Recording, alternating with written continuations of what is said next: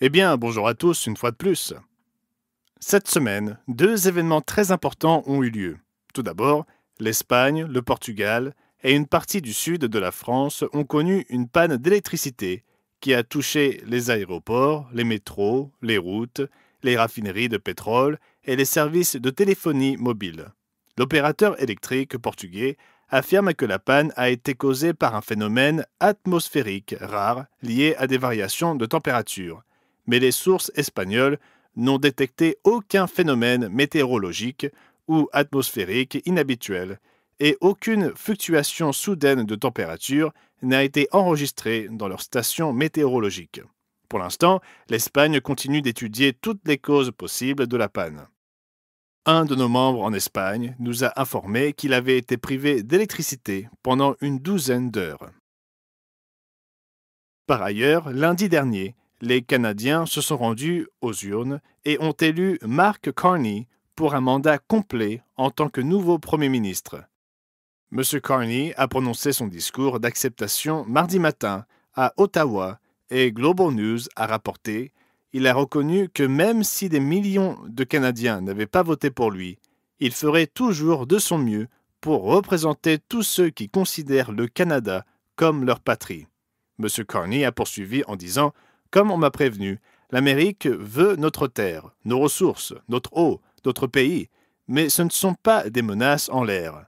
Le président Trump tente de nous briser pour que l'Amérique puisse nous posséder. Cela n'arrivera jamais. Cela n'arrivera jamais. Notre relation de longue date avec les États-Unis, une relation fondée sur une intégration de plus en plus poussée, est révolue. Le système de libre-échange mondial, ancré par les États-Unis, un système sur lequel le Canada s'est appuyé depuis la Deuxième Guerre mondiale, un système qui, même s'il n'est pas parfait, a contribué à assurer la prospérité de notre pays pendant des décennies, est terminé. Il a ajouté « Mais c'est aussi notre nouvelle réalité. Nous avons surmonté le choc de la trahison américaine, mais nous ne devons jamais en oublier les leçons.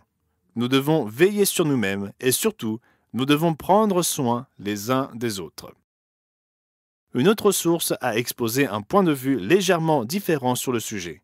Alors que le Canada semble uni, la BBC rapporte que de nombreux habitants de la province de l'Alberta déclarent « Nous avons plus en commun avec l'Amérique qu'avec le reste du Canada. » Lors d'une réunion publique dans la ville de Lethbridge, les habitants ont été interrogés sur l'avenir de l'Alberta.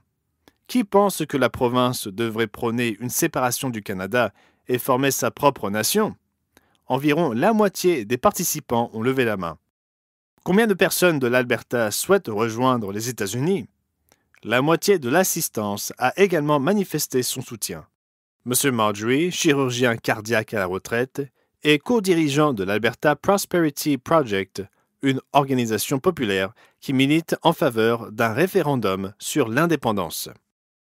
Nous vivons vraiment une époque exceptionnelle et en tant que citoyens de deux pays, ayant vécu 13 ans et demi au Canada, la vérité est que les deux pays ont leurs propres griefs. Il y a toujours eu des différends sur des questions apparemment insignifiantes, comme les bâtonnets de fromage. Sérieusement. Il y a aussi des différences dans les réglementations transfrontalières d'autres types, mais je trouve le dernier conflit en date très triste.